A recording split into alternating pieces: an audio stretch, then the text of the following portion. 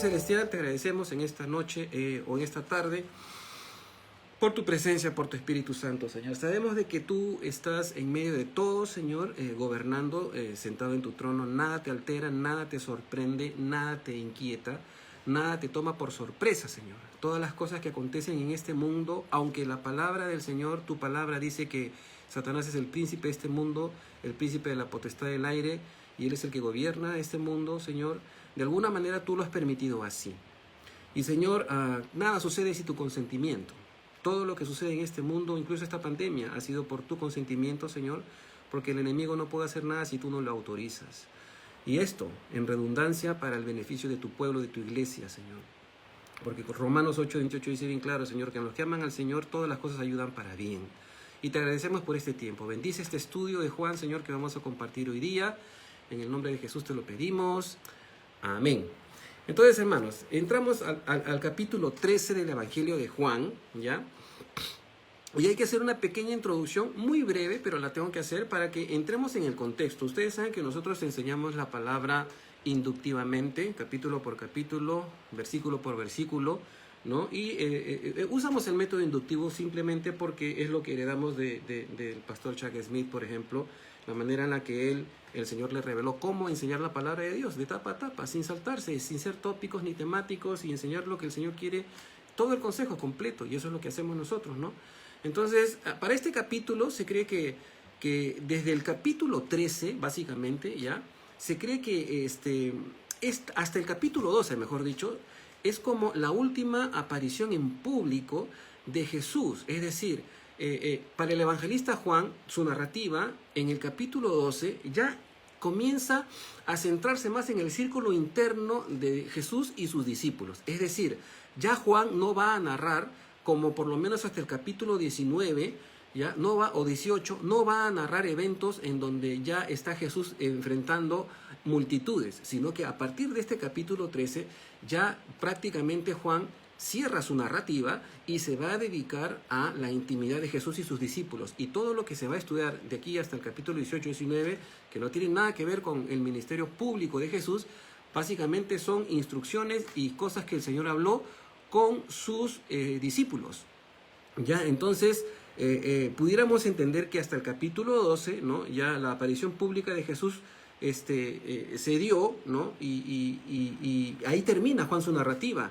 Algunos piensan de que todo lo que se habló en el capítulo 12, Jesús estaba de alguna manera en el templo y en el patio de los gentiles, en donde se permitía también tener a las mujeres, donde había también algunos negocios, las cambistas como un medio mercado, en donde había mucho comercio, mucha población, mucha gente, ¿no? De diferentes lugares que estaban queriendo participar en el templo cada vez que se hacían las 3 fiestas nacionales, en donde se requería una peregrinación de todos los que estaban fuera de Judea a Jerusalén, ¿no? Entonces es posible que todo esto haya sucedido de repente un día martes, posiblemente, no podemos ser tan exactos, ¿no? De la semana de la Pascua, ¿no? Entonces, en el capítulo 12, básicamente Juan termina su narrativa, allí finaliza su ministerio público, se retira de las multitudes y comienza la preparación y la instrucción finales para los discípulos, ¿no? Entonces, lo más probable es que Jesús pasó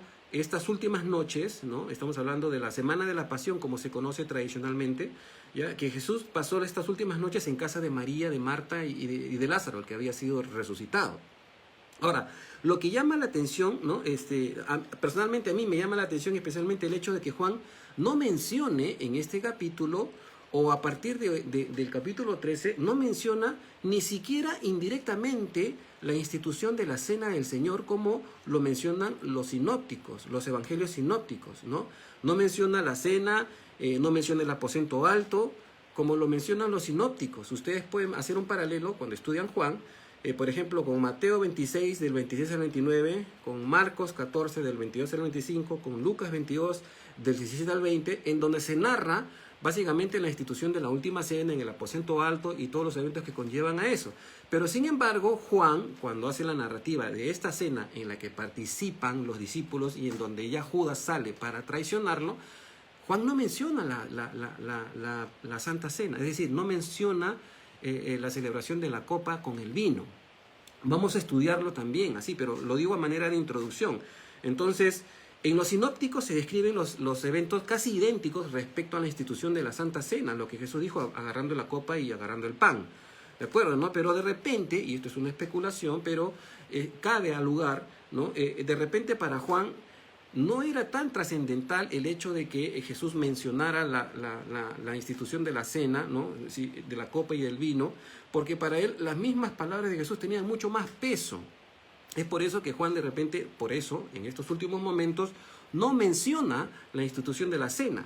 Ahora, el Evangelio de Juan abunda más en el contenido de las instrucciones que Jesús dio a sus discípulos que los otros evangelios. Esto ya lo podemos ver. ¿Por qué? Porque cuando Jesús, los sinópticos narran a Jesús de una manera con las multitudes, dando enseñanzas, parábolas, etcétera, ¿no? Mensajes, el Sermón del Monte, etcétera, ¿no? Entonces, de aquí en adelante, del capítulo 13 al 17, básicamente se están centrando, Juan se está centrando en las enseñanzas dadas en la fatídica noche en la que Jesús fue arrestado. Es decir, antes de dar su enseñanza, Jesús lavó los pies de sus discípulos y predijo su traición. Eso es interesante. Lo que hay que resaltar es que Jesús siempre supo desde el principio que Judas lo iba a traicionar. ¿Ya? Entonces, para Juan, quien narra estas palabras de Jesús, que son del más alto calibre y profundidad en el corazón de Jesús, constituyen prácticamente el mensaje central de todo su evangelio, ¿no? En los capítulos anteriores, es decir, hasta el capítulo 12 aproximadamente, Juan ha intentado demostrar la divinidad de Jesús por medio de las señales, ¿de acuerdo? Y él no les llama milagros. Es interesante que Juan no les llama milagros, le llama señales. Y también la identificación de Jesús como el Jehová, el Mesías del Antiguo Testamento. Ahora Juan, a partir de ahora, va a narrar lo que ninguno de los evangelistas sinópticos, es decir, Mateo, Marcos y Lucas, que dicho sea de paso, Lucas no era apóstol, ojo, Lucas era un doctor, ¿no? Acompañante de Pablo en sus viajes, pero se dedicó a compilar y hacer un evangelio, ¿no? Dedicado a Teófilo, que era uno de los líderes de la iglesia primitiva en ese tiempo, conjuntamente con el libro de los Hechos. Entonces, ya que de repente Juan tenía de alguna manera tal vez el evangelio de Lucas o el de Marcos, ¿no? Entonces por eso que no se concentra mucho como los sinópticos lo hacen. Entonces de aquí en adelante Juan va a narrar lo que ninguno de los sinópticos narraron en sus evangelios, es decir, una intimidad con sus discípulos que es muy significativa para nosotros. Entonces ahora sí entramos de lleno al texto, hermanos. Leemos del versículo 1 al versículo 5, luego de esta pequeña introducción. Dice capítulo 13, versículo 1. Antes de la fiesta de la Pascua, sabiendo Jesús que su hora había llegado para que pasase de este mundo al Padre, como había amado a los suyos que estaban en el mundo, los amó hasta el fin. Y cuando cenaban, como el diablo ya había puesto en el corazón de Judas Iscariote, hijo de Simón, que le entregase, sabiendo Jesús que el Padre le había dado todas las cosas en sus manos y que había salido de Dios y a Dios iba, se levantó de la cena, se quitó su manto y tomando una toalla, se la ciñó. Luego puso agua en un lebrillo y comenzó a lavar los pies de los discípulos y a enjugarlos, es decir, secarlos, con la toalla con la que estaba ceñido. Ahora, es interesante, ¿no? En este versículo, en el primer versículo de este capítulo, dice antes de la fiesta de la Pascua. Ahora, algunos pretenden decir que hay una contradicción entre el día que Juan menciona que se celebró la Pascua en comparación con lo que dicen los evangelios sinópticos. Algunos proponen que de repente fue el miércoles, otros proponen que de repente fue el jueves, que es el 14 de Nisan, previo a la Pascua, ¿ya? Previo a la preparación, durante la preparación, pero esto vamos a estudiarlo cuando nosotros lleguemos al capítulo 19, básicamente. Ahora vamos a detallar algunas cositas, pero ahí vamos a ver realmente las fechas casi precisas. ¿Por qué? Porque los teólogos no están del todo de acuerdo. Hay algunos que incluso piensan que la preparación fue el miércoles y Jesús fue crucificado el día jueves, no ni siquiera el día viernes, ¿ya? Entonces es una cuestión un poco compleja. La tradición dice que es viernes, pero si ustedes cuentan de viernes a domingo no hay ni 3 días ni 3 noches. Entonces es materia de estudio, pero lo vamos a ver más adelante. Entonces Juan enfatiza el conocimiento de Jesús y su amor por sus discípulos, en que estuvo con ellos desde que los escogió como sus seguidores y en que los amó hasta el día de su muerte. Por eso Juan dice, y los amó hasta el fin. O sea, incluso dijo, si ustedes creen que yo soy culpable, dejen ir a estos cuando lo capturaron. Eso lo vamos a leer después. Ahora, cuando dice la frase, cuando Juan dice la frase para que pasase de este mundo al Padre, indica en este caso no solo su muerte y resurrección y posterior glorificación, ¿no?, por su obediencia, sino también que él iba a efectuar la expiación presentando su sangre en el altar no hecha de manos en el cielo. Se iba a presentar delante de Dios como el sacrificio perfecto por cada hombre que le recibiera. Y esto es muy interesante. ¿Por qué? Porque cuando Jesús muere, ¿ya?, Pedro dice que descendió a las partes más bajas de la tierra y predicó a los espíritus que estaban encarcelados y que llevó cautivo a la cautividad y de dones a los hombres. Hay un misterio ahí grandísimo. Pero la verdad es que Jesús se presentó a un altar no hecho de manos con su propia sangre. Y esa sangre es la que habla por nosotros. Como dicen Hebreos, habla mejor que la sangre de Abel. De alguna manera, Él es el nuevo Adán, Jesucristo. Entonces, esa sangre, Él fue y presentó esa sangre que era el justiprecio por la demanda de la deidad frente al pecado. Porque Dios dijo, sin derramamiento de sangre no hay pecado. Entonces, esto es importante notarlo. Ahora, en el versículo 2, ¿de acuerdo? En el versículo 2 cuando dice, y cuando cenaban, como el diablo ya había puesto en el corazón de Judas Iscariote que le entregase, ¿ya? En el versículo 2 no sabemos directamente a qué cena se está refiriendo. No entremos en pánico, voy a explicarlo. Si era la cena pascual u otra cena anterior que coincidía en la misma semana de la crucifixión, puesto que en el capítulo 18 Juan narra que cuando Jesús ya estaba detenido, ¿no?, estaba detenido a manos de Caifás, aún no se comía la Pascua. Y esto es interesante notarlo. Por ejemplo, en Juan 18:28 leemos, llevaron a Jesús a casa de Caifás al pretorio. ¿De acuerdo? El pretorio era como una carceleta, digamos, ¿no? Era de mañana. Y ellos, es decir, los judíos que llevaron a Jesús a casa de Caifás al pretorio, estos judíos no entraron en el pretorio para no contaminarse y así poder comer la Pascua. Es interesante notarlo. ¿Por qué? Porque si ellos, que se supone ya estaba Jesús detenido y ellos no entraron para no comer la Pascua, entonces ¿de qué cena nos está hablando Juan ahorita? Cuando dice que va a cenar con sus discípulos. Entonces, si se refiere Juan a la última cena, como se narra en los sinópticos, entonces podría sugerirse una aparente contradicción. Pues en esta cena Juan narra eventos importantes, pero no narra la institución de la Santa Cena. No menciona ni el vino ni el pan. Entonces es posible que en esa semana haya podido celebrar dos fiestas importantes. La Pascua, que se ordena en Éxodo 12:16, que vamos a leer, y dice así.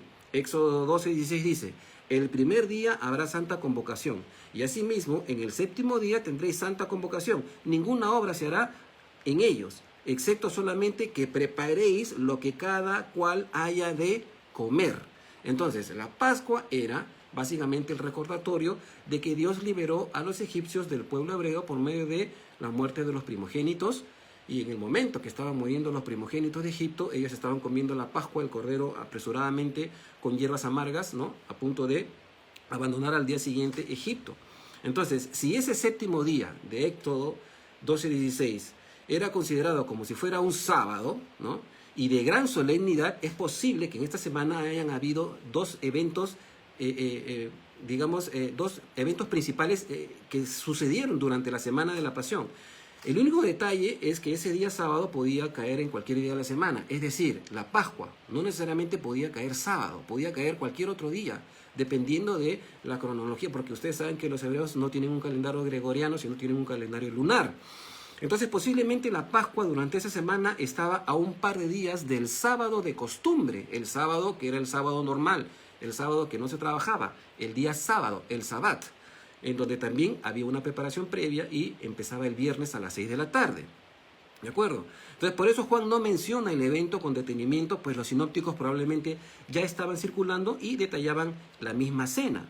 Ahora, si los eventos del capítulo 19 son correctos, del capítulo 19 de Juan, que vamos a leer después, son correctos, ustedes tendrían que adelantar la lectura si quieren, ¿no? Entonces Jesús no pudo comer la Pascua, pues estaba detenido y fue sacrificado justo el mismo día en que se debía comer la Pascua, el cordero del sacrificio de la Pascua. El asunto radica en que la Pascua no debe confundirse con el día de reposo regular que era todos los sábados. La Pascua en esa semana pudo caer o bien miércoles o jueves, que era el 14 de Nisan, ¿no? Y de esto no tenemos la precisión exacta, ¿de acuerdo?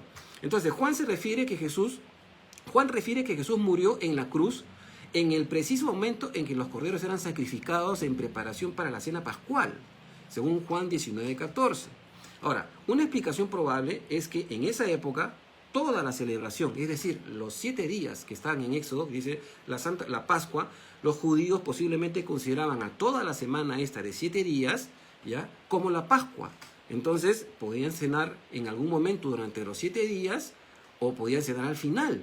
Entonces, eso también es como que no está establecido del todo, ¿ya? Entonces, de repente, la celebración de estos 7 días y de los panes sin levadura, y posteriormente al final la Pascua, llegó un día, ¿no? Llegó un día a ser identificada en general como la fiesta pascual global, digamos, general. Entonces tal vez llamaron a toda la fiesta de los 7 días la Pascua. Ahora, en el versículo 2 que hemos leído, ¿no?, resume lo que ya leemos en Mateo 14:10. En el versículo 2 vamos a leer otra vez cuando dice: y cuando cenaban, como el diablo ya había puesto en el corazón de Jesús, en el corazón de Judas Iscariote, que le entregase. Entonces, esto es interesante notarlo. ¿Por qué? Para tener un paralelo, vamos a leer Marcos 14:10, que dice: entonces Judas Iscariote, uno de los 12, fue a los principales sacerdotes para entregárselo. Ellos, al oírlo, se alegraron y prometieron darle dinero. Y Judas buscaba la oportunidad para entregarle. El primer día de la fiesta de los panes sin levadura, cuando sacrificaban el cordero de la Pascua, sus discípulos le dijeron: ¿dónde quieres que vayamos a preparar para que comas la Pascua? Entonces Marcos está dando unos datos importantes allí. Ahora, lo interesante, ¿no? La interesante referencia, quiero decir, que hace Juan, es que en pleno conocimiento, sabiendo Jesús que Judas ya había negociado con los principales de los sacerdotes y conociendo la autoridad de Dios y la que Dios le ha dado y que está a punto de cumplir con su misión, les da a sus discípulos la lección de sus vidas. Aquí empieza a hablar Jesús algunas cosas que ninguno de los evangelios contiene. Pero lo primero que hace Jesús es lavarle los pies a los discípulos. Y esto es interesante. Con eso Jesús les enseña que lo más importante, antes de ser líder, uno primero tiene que ser siervo.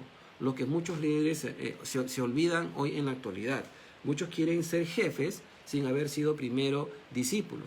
Y este no es el problema, porque no hay jefes en el liderazgo en la iglesia, ¿no? Son simplemente mayordomos de parte de Dios y son siervos, como Pablo se autodenominaba, esclavo. Entonces, esta era la tarea de todos los siervos de las casas que hacían a los invitados que llegaban para un banquete o una cena importante, es decir, lavarle los pies. Leamos en Filipenses 2:7 lo que dice, hablando de Jesús: sino que se despojó a sí mismo, tomando forma de siervo, hecho semejante a los hombres. ¿Ya? Jesús tomó forma de siervo. Entonces, Jesús dio el ejemplo del liderazgo. Un rey siervo que tiene el valor de lavarle los pies a sus súbditos y sacrificarse por sus discípulos. Eso es interesante notarlo, ¿no? Y es básicamente el requerimiento sine qua non, ¿no? De alguna manera, para un líder, que esté dispuesto a dar la vida por quienes discipula. Leemos del versículo 6 al 11. Entonces vino a Simón Pedro, y Pedro le dijo: Señor, ¿tú me lavas los pies? O sea, Jesús estaba ya a punto de lavar, seguro Pedro estaba al final de la fila, porque estaban sentados en la mesa, en una U posiblemente, y cuando llega Pedro, le dice: ¿tú me lavarás los pies? Versículo 7, respondió Jesús y le dijo: lo que yo hago tú no lo comprendes ahora, mas lo entenderás después. Pedro le dijo: no me lavarás los pies jamás. Jesús le respondió: si no te lavaré, no tendrás parte conmigo. Le dijo Simón Pedro: Señor, no solo mis pies, sino también las manos y la cabeza. Jesús le dijo: el que está lavado no necesita sino lavarse los pies, pues está todo limpio. Y vosotros estáis limpios, aunque no todos. Porque sabía quién le iba a entregar, por eso dijo: no estáis todos limpios. Entonces, los versículos de 6 al 8 muestran a Pedro tratando de ser humilde, pero sin un entendimiento de lo que el Señor quiere hacer. Pedro, al percibir que Jesús estaba invirtiendo los papeles, ¿no?, preguntó por qué él, siendo el Señor de Pedro, iba a lavar los pies de su siervo, ¿no? En la pregunta del apóstol, el pronombre tú es enfática en el griego, es decir, como diciendo: Señor, tú, que eres el Señor, ¿me vas a lavar a mí los pies, que soy tu siervo? No puede ser, no me lavarás los pies jamás. En la cabeza de Pedro, por supuesto. Entonces, cuando Jesús le responde, al responderle después, que después lo entendería, se está refiriendo posiblemente a dos escenarios. Primero, déjame hacerlo, pongamos estas palabras allí, déjame hacerlo y luego te lo explico, como sucedió al momento, ¿no? Jesús lavó los pies y después les explicó lo que había hecho. Y el segundo escenario sería, después, que se puede referir a la muerte y resurrección, y después de la muerte y resurrección, Pedro iba a comprender realmente lo que Jesús quiso enseñar. Entonces, acá vemos a un Pedro siempre impulsivo, hablando sin pensar, sin discernir. Una de las características principales de Pedro. Entonces Jesús le respondió, si no te lavare no tendrás parte conmigo. Ahora, esta frase no significa, a menos que te bautices no podrás ser salvo, como algunos quieren interpretarlo. Sino, a menos que yo lave tus pecados por mi muerte expiatoria, no tendrás una relación real conmigo. Algunos quieren interpretar esto de muchas maneras, sobre todo el catolicismo, ¿no? Que entra en especulación hipotética acerca de las palabras de Jesús y se crean un montón de sacramentos y dogmas que la Biblia ni siquiera contempla. Entonces, más adelante Jesús les va a enseñar a los discípulos que la palabra que Él les ha dado los ha limpiado. Y esto lo vamos a ver después en Juan 15, versículo 3. Ya vosotros estáis limpios por la palabra que os he hablado. Ahora, personalmente yo, hermanos, no me puedo imaginar a Dios lavándome los pies, ¿ya? Yo me sentiría igual que Pedro, pero el Señor lo hace con cada uno de nosotros todos los días, aunque ustedes, hermanitos, no se den cuenta. El Señor siempre está lavándonos de nuestros pecados. Todas las mañanas, todas las noches, todas las tardes, el Señor está con su toalla a nuestros pies, lavándonos los pies, lavándonos el corazón, lavándonos nuestra mente. Ya depende de nosotros si realmente nosotros queremos ser limpios por su palabra. ¿Con qué limpiará el joven su camino? Con guardar tu palabra. Ahí está. En guardar la palabra del Señor hay santidad, hay limpieza. Sobre todo de nosotros mismos. Porque, como dijo David, líbrame de los que me son ocultos porque son más fuertes que yo. Ahora, sin embargo, en el versículo 10 Jesús va a revelar que no todos están limpios. Y esto es relevante porque muestra que a Jesús nadie lo puede engañar. Él conoce todas las intenciones de nuestro corazón. También demuestra que uno puede pasar tiempo con Dios, esto es importante, pero no dejar que Dios entre en su corazón, a lo cual yo personalmente llamo religión. Judas estuvo todo el tiempo con Jesús. Estuvo escuchando a Jesús los 3 años o casi 4 años de su ministerio, ¿no? Siempre estuvo ahí. Ahora, la pregunta sería, ¿por qué Jesús igual lo escogió como uno de sus discípulos? Si Jesús sabía que lo iba a traicionar. ¿Acaso Dios trastornó el corazón de Judas a propósito para manipularlo contra su voluntad? De ninguna manera. ¿Era Judas capaz de escoger? Por supuesto que sí. Pero al igual que Faraón, Dios usó la determinación y el albedrío de Judas para lograr sus propósitos. Alguien tenía que entregar a Jesús. Alguien tenía que hacerlo. Ahora, cuando dice Jesús, el que está lavado no necesita sino lavarse los pies, pues está todo limpio, ¿no? Según los católicos romanos, algunas veces ellos interpretan este versículo como que después de tu bautismo infantil, te bautiza cuando eres niñito, cuando no tienes ni voluntad ni sabes lo que te están haciendo, lo único que se necesita después de eso es hacer penitencia. Por eso los curas te mandan a hacer rezos y penitencias después de salir del confesionario, ¿no? Esto es una interpretación errónea de lo que quiere decir el versículo. Una interpretación más plausible, más acertada, ¿no? Es que después de la salvación todo lo que uno necesita hacer es la confesión de los pecados, como está en 1 Juan 1:9, tranquilamente, ¿de acuerdo? Es decir, recurrir al sacrificio de la muerte de Jesús para limpiar los pecados diarios que cometemos. No te vayas, hermanito lindo, hermanita linda, a dormir en la noche sin orar primero y pedirle perdón al Señor por tus pecados. Dice la Biblia, no se ponga el sol sobre vuestro enojo. Es decir, antes de quedarte dormido, una oración simple: Señor, si hice algo que te ofendió, o si he pecado contra mi hermano, contra mi padre, mi madre, mi esposa, lo que sea, o si miré o vi, hablé cosas que no te agradaron, perdóname. Te pido perdón en el nombre de Jesús y que tu sangre me siga limpiando. Eso es lo que necesitamos hacer. En Juan 1:9 ya lo dije, si confesamos nuestros pecados, Él es fiel y justo para perdonar nuestros pecados y limpiarnos de toda maldad. Continuamos. En el versículo 11 hay algo importante a observar, y es que Jesús declara que no todos estaban limpios. Como dije hace un momento, Judas pasó todo el tiempo del ministerio de Jesús viendo las señales, escuchando las parábolas, escuchando a Jesús diciendo, yo soy, pero nada de eso lo convenció, nada de eso penetró el corazón. Interesante que el apellido Judas Iscariote viene del nombre Keriot. Hombre, Iscariote significa hombre de Keriot. Es decir, Judas provenía de una tribu, de la tribu de Judá, y era el único apóstol que no era Galileo. Otros estudiosos lo relacionan con sicario, ¿de acuerdo? Es decir, que ese apellido también significa sicario. Y este era un grupo de asesinos de entre los celotes, quienes hacían el trabajo sucio. No estoy diciendo que Judas era el que hacía el trabajo sucio, sino que hay algunos teólogos que piensan que por el nombre da alusión a estas hipótesis. Entonces también él era el tesorero y robaba constantemente de la bolsa. Imaginemos la cara que habría puesto Jesús cuando abogó por María, que habría puesto Judas, cuando abogó por María. ¿Se acuerdan cuando María rompió el perfume, 300 denarios, el sueldo de un año? Imaginen la cara de Judas. Tanta plata ha botado esta señora, está loca, ¿no?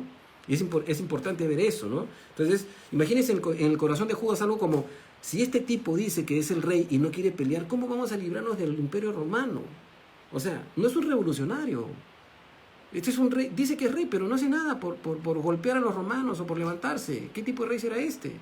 ¿No? Tratemos de profundizar en qué fue lo que motivó a Judas a entregarlo también, ¿no? Porque no es que fue loquito del todo. Judas pasó tiempo con Jesús, pero él nunca dejó que las palabras de Jesús penetraran y causaran efecto en su corazón, algo que normalmente pasa en estos tiempos. Como dice el Señor, ya lo había dicho el Señor hace tiempo, y por haberse multiplicado la maldad, el amor de muchos se enfriará. Leemos, hermanos, del 12 al 19 para que no nos gane el tiempo. Juan 13, del 12 al 19 dice: así que, después que les hubo lavado los pies, tomó su manto, volvió a la mesa y les dijo: ¿sabéis lo que os he hecho? Vosotros me llamáis maestro y señor y decís bien, porque lo soy. Pues si yo, el maestro y el señor, he lavado vuestros pies, vosotros también debéis lavaros los pies los unos a los otros. Porque ejemplo os he dado para que como yo os he hecho, vosotros también hagáis. De cierto os digo, el siervo no es mayor que su señor, ni el enviado es mayor que el que le envió. Si sabéis estas cosas, bienaventurados seréis si las hiciereis. No hablo de todos vosotros, yo sé a quiénes he elegido. Mas para que se cumpla la escritura, el que come pan conmigo levantó contra mí su calcañar. Desde ahora os lo digo para que cuando suceda, ¿no? Antes que suceda, para que cuando suceda creáis que yo soy. Interesante las palabras de Jesús cuando está haciendo las profecías. La pregunta de Jesús en el versículo 12, él mismo la responde. ¿Sabéis lo que yo os he hecho? Él mismo responde la pregunta, porque imagino la cara de los discípulos con sus ojos de huevo frito, viendo que el maestro y el que dice ser Dios les está lavando los pies. Súper humillante, ¿no? Entonces vemos a los discípulos atónitos por este acto y no comprenden bien el escenario hasta que Jesús les dice lo que ha hecho como ejemplo para que ellos también lo hagan entre ellos. Es decir, yo quiero que ustedes también se laven los pies los unos a los otros, porque si yo soy el maestro y he dado este ejemplo, ustedes también deben hacerlo. Recordemos en este punto una pregunta que hicieron los discípulos hace tiempo, algún tiempo atrás, en Mateo 18:1. ¿Se acuerdan cuando los discípulos le preguntaron: Señor, ¿quién es el mayor en el reino de los cielos? Es interesante, ¿verdad? Era obvia la intención de querer tener preeminencia y ser los más importantes en el nuevo reino que se les estaba prometiendo a los discípulos. En un momento la mamá de alguno de ellos intercedió: ponga a este mi hijo a tu derecha y a este mi otro hijo a tu izquierda. Y el Señor dijo: madre, ¿no? Mujer, no sabes lo que pides, esto no corresponde a mí, sino al Padre. Entonces los discípulos, de repente había una pugna, ¿no? ¿Quién quería ser el más importante? Y para esto Jesús agarra y les lava los pies como diciéndole: no te la creas, no eres tú, soy yo, imítame a mí. Si yo lavo los pies de tus hermanos, entonces tú también lavas los pies de tus hermanos. ¿De acuerdo? Entonces Jesús les dijo que tendrían que volver, se tendrían que volver como niños básicamente para poder entrar al reino de los cielos. En algún momento se los ha dicho. Entonces esto fue un golpe directo al orgullo, al anhelo de querer ser superiores. Ya era sabido que habían disputas de este tipo entre los discípulos. Con esto Jesús les está diciendo: si yo, vuestro maestro, hago esto, entonces ustedes también deben hacer lo mismo. Jesús les recuerda a los discípulos que ellos son solo siervos, del griego doulos, y enviados, que significa apóstoles, pero Él es su Señor y Él es el que los envía. Si Él, siendo el Señor, y Él es el que los envía, y Él, haciendo esto, se humilló en realizar este servicio que simplemente lo hacían los siervos más humildes con los invitados que llegaban a alguna casa, ellos mismos, los discípulos, no deben sentirse tan importantes como para no hacer lo mismo. Entonces, este mismo principio debería repetirse en todas las ocasiones de cada uno de nosotros y cada vez en diferentes contextos. Si consideramos la persecución que sufrió Jesús, nosotros, sus discípulos, no debemos esperar un trato mejor que el que nuestro Señor recibió. ¿De acuerdo? Los líderes son responsables de poner el ejemplo de humildad, porque son discípulos a los que van a enseñarles la palabra y estos discípulos los van a imitar. Jesús además dice que este tipo de liderazgo es bienaventurado si siendo líder y siervo uno practica este tipo de humildad, es decir, lavarle los pies a las ovejas de la congregación. Ahora, en los versículos 18 y 19 habla de la traición que está a punto de suceder. Hablando en factores temporales, Judas ya había resuelto entregar al Señor, pero los discípulos no lo sabían, ¿de acuerdo? Y Jesús, haciendo uso de sus atributos sobrenaturales, les advierte lo que se viene. Les informa que Él ya lo sabe y que Él sabe quién es esa persona. Además, deja entrever que la misma Escritura los ha debido preparar para ese momento a ellos. ¿Por qué? Porque Jesús está citando la Escritura. Básicamente Jesús cita el Salmo 41:9, que dice: aún el hombre de mi paz, en quien yo confiaba, el que de mi pan comía, alzó contra mí su calcañar. Y este salmo está hablando de la traición de Judas. ¿De acuerdo? Jesús les advierte de este futuro que se viene para que ellos comprueben que Él es el yo soy, ratificando nuevamente su divinidad. Además, que aparte de ser Él, es decir, Jesús, ser consciente de lo que va a pasar, Jesús lo está controlando todo. Y cuando dice, desde ahora os lo digo antes que suceda, es una muestra de la omnisciencia de Jesús. Jesús era omnisciente, no porque estaba encerrado en un cuerpo humano, dejó sus atributos sobrenaturales. Avanzamos, versículos del 20 al 27. De cierto os digo, el que recibe al que yo enviare, me recibe a mí, y el que me recibe a mí, recibe al que me envió. Habiendo dicho esto, Jesús se conmovió en espíritu y declaró y dijo: de cierto os digo que uno de vosotros me va a entregar. Entonces los discípulos se miraban unos a otros, dudando de quién hablaba. Uno de sus discípulos, al cual amaba Jesús, estaba recostado al lado de Jesús. Y a este hizo señas Simón Pedro para que preguntase quién era aquel que le hablaba. ¿De quién hablaba? Versículo 25. Él entonces, recostado acerca del pecho de Jesús, o sea, el discípulo que estaba al costado del pecho de Jesús, le dijo: Señor, ¿quién es? O sea, ¿de quién estás hablando? Respondió Jesús: a quien yo diere el pan mojado, aquel es. Y mojando el pan, lo dio a Judas Iscariote, hijo de Simón. Y después del bocado, Satanás entró en él. Entonces Jesús le dijo: lo que vas a hacer, hazlo pronto. Varias cosas importantes aquí, hermanos. En el versículo 20, así como Jesús poseía una dignidad santa y muy elevada debido a su comisión que recibió del Padre, también los discípulos representaban a Jesús. Entonces, los que escucharían a los discípulos y creerían en las palabras de los discípulos, también están aceptando a Jesús, porque ahora los discípulos representan a su vez a Jesús. Entonces, estas personas, ¿no?, estarían aceptando a Jesús por boca de los discípulos, están también aceptando al Padre. Esto es una figura resumida de la Gran Comisión. ¿Cómo creen ustedes, hermanos, que nosotros conocemos el Evangelio? Por el testimonio de los discípulos. Porque los discípulos, la mayor parte, bueno, no todos, pero algunos de ellos escribieron y nos dejaron registro de las cosas que hasta ahorita las sabemos. Y justamente en la oración de Jesús, Jesús dijo: Padre, oro también por la palabra de ellos, porque los que les van a escuchar van a creer también en la palabra de ellos. Entonces, esto es interesante. En el versículo 21 Jesús profetiza su traición. No solo es un anuncio temerario de una sospecha, es la evidencia del conocimiento anticipado de Dios. Jesús ya ha hablado ambiguamente en oportunidades anteriores sobre esto, pero ahora, conmovido y agitado, que en el original griego es como casi enfurecido, hace esta declaración con tal determinación que los discípulos se cuestionaron unos a otros. Cada uno tenía un porcentaje de duda en el corazón, tal vez. ¿De acuerdo?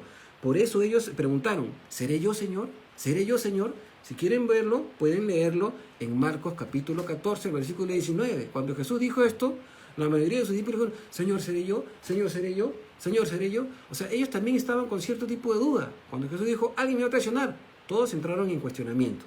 Interesante, ¿no? En este punto, sabiendo ellos que Jesús conocía todas las cosas, temían si ellos eran, o si ciertamente ellos estaban convencidos de que Jesús era el Mesías. Ahora, según la narrativa de Juan, Jesús hace esta declaración con la afirmación de amén, amén, de cierto, de cierto. O sea, es algo importante lo que Jesús está diciendo, lo que indica que es un asunto de suma consideración. La traición es un acto de deslealtad y de voluntad propia, pues nadie que realmente ama traiciona. La afirmación de Jesús llevaba un peso adicional. Ellos no sabían de quién Jesús estaba hablando. El momento es tenso. Los ojos asombrados y entristecidos de los discípulos, la conmoción de Jesús, y encima, en medio de una de las fiestas más solemnes de la nación, Jesús anuncia la traición. Entonces Pedro, que es el que nunca se aguanta, el que siempre le gusta hablar, ¿no?, hizo un esfuerzo para que todos conocieran quién era el traidor. Le hace así con la cara a Juan, pss, pss, pss, pss, como diciendo, pregúntale de quién habla, ¿no? Entonces Juan, para sacar las palabras de Jesús, de la boca de Jesús, con todo respeto le pregunta, Señor, ¿quién es? Y Jesús le dice, yo voy a darle el pan mojado a uno, ese es. Jesús ni siquiera mencionó su nombre. Entonces, ¿por qué? Tal vez por respeto, no lo sabemos, sino que le dio una señal asolapada a Juan. Entonces, para que los otros discípulos no le caigan encima y lo golpeen o traten de impedir la traición. ¿Se imaginan esta escena? Que Jesús diga delante de todos, chicos, Judas me va a traicionar. ¿Qué creen que hubiese pasado? Los otros discípulos se le tiraban encima y le pegaban a Judas y no se lograba la crucifixión. Entonces Jesús estaba controlando la situación. ¿Para qué? Porque tenía que cumplirse el propósito de Dios. Por eso es que Jesús está tan anecdótico en ese momento. No está hablando declaradamente porque tenía que cumplirse el plan de Dios. ¿De acuerdo? Eso es interesante notarlo. Ahora, Juan el apóstol en su evangelio habla de sí mismo en tercera persona. Por eso es que siempre habla del discípulo a quien Jesús amaba o el discípulo amado, y se refiere a sí mismo, ¿no? Entonces, él recibe la señal, pero con cierta incógnita. Es decir, Jesús no le dijo, es Judas, ¿no? Básicamente no le dijo eso. Ahora, ¿se imaginan lo que hubiera pasado en ese momento? ¿De acuerdo? Entonces es importante notar todo este asunto, ¿no? Ahora, era costumbre usar los trozos de pan como si fueran cucharas, ¿de acuerdo? No habían cubiertos en esa época, entonces ellos tenían las pailas ahí de la comida, del guiso, del cordero y todo, y usaban los pedazos de pan como media cuchara. Mojaban, metían el pan en la comida y comían de la mano todos del mismo plato, lo que hoy día sería un poco antihigiénico para nuestra cultura. Pero ellos lo hacían así, ellos comían de las mismas fuentes, digámoslo así, de barro, de arcilla. El guiso estaba ahí, metían el pan y le daban y comían así. Y Jesús le dio el pan, mojó y se lo dio a Judas. Y Judas es el que comía en ese momento. Entonces la comida se compartía en platos principales en medio de la mesa, sin sillas, todos estaban sentados en el piso como recostados de costadito, ¿no? Porque no existían las mesas de patas altas como las tenemos ahora. Ahora, lo significativo y revelador del versículo 27 que hemos leído es que dice que Satanás entró en Judas después de recibir el pedazo del pan remojado en el guiso.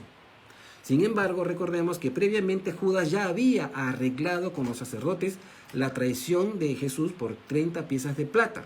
La Biblia narra eventos significativos en donde Satanás aparece como protagonista principal, pero en todas esas oportunidades dice que Satanás o tentó, hirió, destruyó, etc.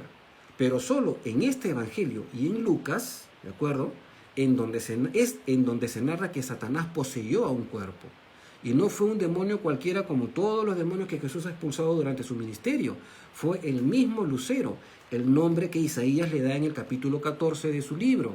¿De acuerdo? Fue Satanás mismo. Satanás significa básicamente opositor a secas, pero ya se le conocía como el príncipe de este mundo con el nombre de Satanás. Juan es explícito en describir la escena. Ahora, la pregunta es, hermanos, ¿cómo supo Juan esto? Que Satanás entró en el corazón de Judas. ¿Acaso vio una señal? ¿Hubo algo? ¿Vio a Satanás entrar en el corazón? ¿Cómo supo? Y fue por revelación. Ahora, también hay un paralelo. En el Lucas capítulo 22, versículo 3, Lucas está narrando que Satanás entró en Judas unos días antes y por esa causa él fue y acordó con los sacerdotes a entregar a Jesús. Entonces tal vez Juan, ya teniendo el Evangelio de Lucas, quiere concordar con Lucas en que o antes o bien después de la última cena, Satanás poseyó a Judas. Es decir, por obra de Satanás. Judas tenía su propio albedrío y su propia voluntad. Pero en el momento crítico, dice la Biblia, y esto es literal, Satanás entró en el corazón de Judas. Entonces es importante tener esto en cuenta. ¿Por qué? Porque si hablamos de un anticristo, va a ser lo mismo, ¿de acuerdo? Va a ser algo parecido. Jesús, al decir, lo que vas a hacer, lo hazlo pronto, cuando le dijo después de darle el bocado, ¿no? Le dijo, lo que vas a hacer, hazlo pronto. No sabemos si le está hablando a Judas o le está hablando a Satanás. En la tentación de Jesús al inicio de su ministerio, él ya lo ha resistido usando la palabra del Señor. ¿Recuerdan, no? Cuando Jesús le decía, escrito está. Y así el diablo huyó de él por un tiempo. Pero ahora parece que Jesús está autorizando que se realice la traducción y se realice la captura, su captura. Esto coloca a Judas como un instrumento para llevar a cabo los planes de Dios. Judas no sorprendió al Señor Jesús. Judas no hizo las cosas a espaldas de Jesús. Jesús sabía lo que estaba pasando. Jesús decidió entregar su vida en rescate por cada uno de nosotros. Y justo en la fiesta de la Pascua, Cristo tenía que ser sacrificio perfecto. ¿De acuerdo? Porque la Pascua era un tipo de la persona de Jesús. Entonces pudiéramos decir incluso que en esa semana de la Pasión, el Señor decidió que todo pase según el consejo de Dios. Avanzamos rapidito, hermanos, para que no nos gane el tiempo. Versículos 28 al 32. Pero ninguno de los que estaban en la mesa entendió por qué le dijo esto. Cuando Jesús le dijo a Judas, lo que vas a hacerlo, hazlo pronto. No entendieron. Porque algunos pensaban, puesto que Judas tenía la bolsa, que Jesús les decía, compra lo que necesitamos para la fiesta, o que dice algo a los pobres. Cuando él, pues, hubo tomado el bocado, es decir, Judas, luego salió y era ya de noche. Entonces, cuando hubo salido, dijo Jesús, ahora es glorificado el Hijo del Hombre y Dios es glorificado en él. Si Dios es glorificado en él, Dios también le glorificará en sí mismo y enseguida le glorificará. Entonces, los versículos de 28 a 30 de esta sección se ve que ninguno captó la importancia de Jesús. Cuando Judas salió, ninguno pensó nada malo de él, sino todo lo contrario. Pensaron que como era el tesorero del grupo, iba a comprar alimentos para la fiesta de la Pascua o dar algo a los pobres. Judas había logrado engañar a sus compañeros, pero no logró engañar a Jesús. Judas ya había coordinado con los principales sacerdotes cómo entregar a Jesús. Se fue para darles el encuentro y cobrar la recompensa. Cuando Judas salió, ¿no?, Jesús ya puede hablar de manera más intensa o más abierta respecto a lo que va a acontecer. Desde aquí hasta el capítulo 17, Jesús va a hablar las maravillas que solo están reservadas para su círculo íntimo. Todas las palabras que Jesús habló con sus discípulos que están registradas en este evangelio. Ahora, ¿Dios tiene preferencias con alguno? No. ¿Saben? Dios tiene preferencias con los que son de su círculo íntimo. ¿Y quiénes son los de su círculo íntimo? Tú y yo, aquellos que hemos recibido el Espíritu Santo. Si quieres conocer más del Señor, pégate a Jesús, estudia su palabra, léela. Y Dios te va a revelar su corazón y su pensamiento. Tú y yo somos del círculo íntimo de Jesús. ¿De acuerdo? Él nos ha dado su Espíritu. En los versículos 31 y 32 Jesús habla de una manera que demuestra la economía o el plan de redención en el seno de la deidad, en el ser de Dios. Si Dios se va a glorificar en el Hijo del Hombre, que es Jesús, el Hijo del Hombre es glorificado justamente porque en Él habita el Padre. Dios se glorifica en esto, en que Él mismo está presentando el único sacrificio que puede satisfacer la demanda por el pecado del mundo. Este sacrificio es la glorificación del Hijo del Hombre y es a la vez el amor del Padre por cada ser humano. Dios no ha estado ajeno a la humanidad. Dios no ha estado ajeno a la humanidad desde la creación. Y en su tiempo, Él está proveyendo el sacrificio del Hijo del Hombre de tal manera que su muerte y resurrección pueda justificar a todo aquel que, por la fe, le acepte como Señor y Salvador. Dios mismo se está ofreciendo por el pago de tu pecado y el mío. Y esto es interesante anotarlo. El Cordero de Dios que quita el pecado del mundo estaba yendo voluntariamente a la cruz a pagar por tu culpa y mi culpa. Dios mismo se estaba ofreciendo. Entonces, Jesús es quien ha efectuado la expiación y redención, siempre y cuando nosotros la aceptemos. ¿Por qué? Porque podemos rechazarla. Dios no nos va a forzar. Y hay muchos que la han rechazado ya. Versículos 33 al 38. Hijitos, aún estaré con vosotros un poco. Me buscaréis, pero como yo dije a los judíos, así os digo ahora a vosotros. A donde yo voy, vosotros no podéis ir. Un mandamiento nuevo os doy, que os améis unos a otros, como yo os he amado. Que también os améis unos a otros. En esto conocerán todos que sois mis discípulos, si tuviereis amor los unos por los otros. Le dijo Simón Pedro, Señor, ¿a dónde vas? Es gracioso. Jesús le respondió, a donde yo voy no me puedes seguir ahora, mas me seguirás después. Le dijo Pedro, Señor, ¿por qué no te puedo seguir ahora? Mi vida pondré por ti. Jesús le respondió, ¿tu vida pondrás por mí? De cierto te digo, no cantará el gallo sin que me hayas negado ya 3 veces. Es interesante esta última parte, con esto ya estamos terminando el capítulo. En el versículo 33 Jesús usa el término hijitos. Y esto es interesante. Hijitos es la traducción de la palabra griega teknia, que es un diminutivo de teknos, que significa niños. Es decir, este amoroso término expresa la preocupación de Jesús por ellos y demuestra también la cualidad de su naturaleza. ¿Por qué? Porque si Jesús y el Padre son uno, entonces Jesús también posee características paternales. De lo contrario, nunca se hubiera expresado así para con sus discípulos. ¿Por qué Jesús le dijo hijitos míos? ¿Simbólicamente hablando o era literal? Interesante, ¿verdad? Toda la deidad es nuestro Padre, hasta el Espíritu Santo también. ¿De acuerdo? No estoy diciendo que hay una Trinidad. La Trinidad es Padre, Hijo, Espíritu Santo, ¿de acuerdo? Luego de que confiesa que va a seguir el camino, o sea, que Pedro va a irse atrás de Jesús, ¿de acuerdo? Entonces Jesús está como, Pedro, ¿tú me vas a seguir? El gallo va a cantar antes de que tú me niegues. Y esto es interesante notarlo también, porque Jesús ya sabía lo que iba a pasar. Entonces, los judíos, ya Jesús les había dicho a los judíos, donde yo voy ustedes no me pueden seguir. Y también ahora se los está diciendo a los discípulos. Ahora, en el versículo 34 Jesús llama al mandamiento del amor mutuo un mandamiento nuevo. Y esto es interesante notarlo. ¿Por qué? Porque en la ley ya está, amarás a tu prójimo como a ti mismo. ¿De acuerdo? Pero ¿qué tiene de nuevo este mandamiento en comparación con el decálogo que le dio Dios a Moisés? ¿No? Porque en la ley dice, amarás a tu prójimo como a ti mismo. Pero ahora en esta escena Jesús añade algo importante. Amarás a tu prójimo como yo lo he hecho, como yo os he amado. Y esto es lavando los pies de los discípulos. Esto es interesante. Por eso Jesús dice, un mandamiento nuevo os doy. Es decir, con la capacidad de amar y dar la vida por los demás, con abnegación y sacrificio absoluto. Es decir, es el amor de Dios en nosotros. ¿Cómo se demuestra que realmente amamos a los hermanos? Cuando estamos dispuestos a preferir los intereses de los hermanos por sobre los nuestros, cuando es pertinente, por supuesto. ¿De acuerdo?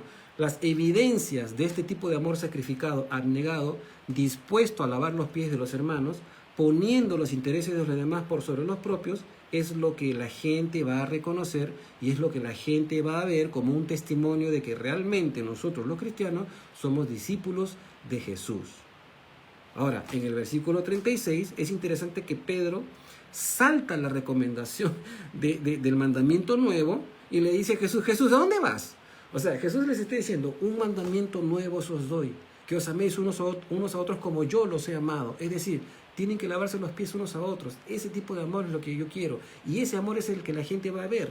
Y luego Pedro se queda mirando el techo y le dice, Jesús, ¿a dónde vas? O sea, ¿no? En blanco.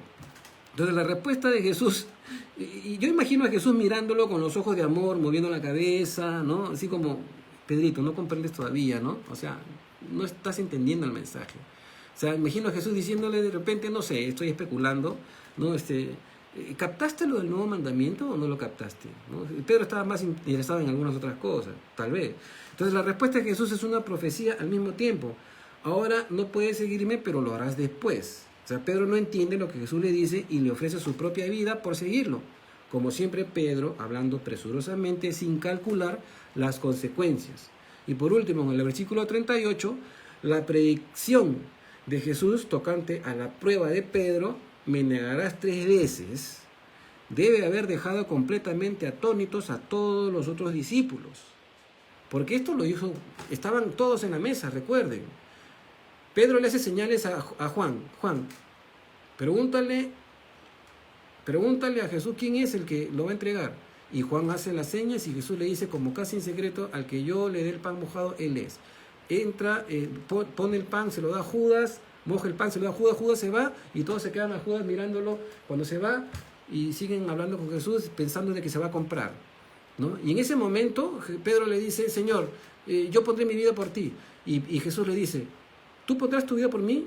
Antes de que cante el gallo me vas a negar 3 veces. Imagínense los discípulos. ¡Oh!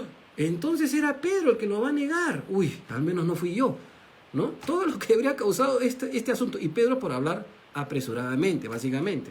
Entonces esto debe haber dejado completamente atónitos a los otros discípulos. Deben haberse preguntado si tal vez Pedro era el traidor. Recordemos que ellos pensaron que Judas salió a comprar, como ya dije, ¿no? Y a la respuesta, esta pregunta de Señor, ¿seré yo? Todavía no se había respondido. Entonces vemos aquí, para ya terminar, hermanos, vemos aquí, observando a Pedro, cómo presurosamente podemos ofrecer algo sin calcular el costo real de lo que implica. Pedro, muy ligero de labios, ofrece públicamente su vida a pesar de las indicaciones de Jesús de que nadie lo puede seguir para estar con él en los momentos en donde él será la expiación, tendrá que pasar por la muerte, los azotes, la crucifixión, por el pecado de todos los hombres. Entonces la falta de discernimiento y el no prestar atención a las palabras de Jesús pueden producir efervescencia emocional momentánea, pero sin un compromiso real y bien calculado. Esto nos puede poner a prueba, hermanos. En medio de todo este escenario pandémico y todo lo que está pasando y vemos las voceadas confabulaciones del gobierno mundial, las pretendidas profecías de los falsos profetas, los pretendidos domina huracanes que reprenden a los huracanes y reprenden a los COVID y estos pseudo evangelistas y pseudo pastores, y en medio de toda esta apostasía en donde ya hay iglesias, lamentable y tristemente decirlo, iglesias que ordenan pastoras lesbianas y pastores homosexuales, iglesias que están abrazando el matrimonio igualitario de homosexuales y toda esta apostasía que estamos viendo, y encima la persecución de la iglesia en países comunistas, socialistas, etcétera. Estamos viviendo en los últimos tiempos. Eso es el escenario que estamos viviendo. El mundo se va a sodomizar por completo. Así que nosotros los cristianos no debemos asombrarnos, hermanos, por todo lo que está pasando. Simplemente tenemos que doblar rodillas. ¿Para qué? Para que aquellos que buscan al Señor de corazón y no lo han encontrado, lo puedan encontrar. Y si Dios nos quiere usar a nosotros, que nos use. Eso es lo que tenemos que hacer. Orar, como dice la hermana, por sabiduría y discernimiento. ¿Sabe por qué? Porque es un momento preciso para poder compartir el Evangelio. Hermanos, son las 6 de la tarde, no les quiero quitar más tiempo. Gracias por vuestra atención. Hemos estado estudiando el capítulo 13 del Evangelio de Juan. La próxima semana continuamos con el capítulo 14. ¿Ya? De repente hay una pequeña introducción también al respecto. Pero vamos a continuar con eso. Entonces no se olviden, mañana el pastor Fernando sigue con Hechos. Jueves el pastor Lucho con 2 de Samuel. El domingo conmigo la alabanza y luego el pastor la prédica y luego preguntas y respuestas a las 5 de la tarde el domingo. Hermanos, que el Señor les bendiga. Permítame hacer una oración para terminar el estudio. Santo Padre, bendito Dios, tú eres el único Santo Padre, no hay otro. Tú dijiste en tu palabra, y no digáis Padre a nadie, porque todos ustedes son hermanos. Y solamente uno es vuestro Padre Celestial, el que está en los cielos. Y así somos nosotros, todos somos hermanos. Ninguno es más que otro. Y tú nos llamas en esta tarde, Señor, a comprender qué significa lavar los pies de nuestros hermanos, para imitar el amor con el que tú nos amaste. Tú, Jesús, dijiste que tú quieres que nosotros nos amemos con el amor con que tú nos amaste, limpiando los pies de nuestros hermanos. Danos el valor y el coraje para poder hacerlo, Señor. Danos la humildad para poder hacerlo, Señor. Todo proviene de ti, aunque nos avergoncemos, aunque nos avergüencen, aunque se burlen de nosotros. Danos el coraje para poder vivir la vida que tú quieres, Señor. Y danos el denuedo para poder predicar tu palabra también, Señor. Gracias te damos por este estudio. En el precioso nombre de Jesús oramos. Amén.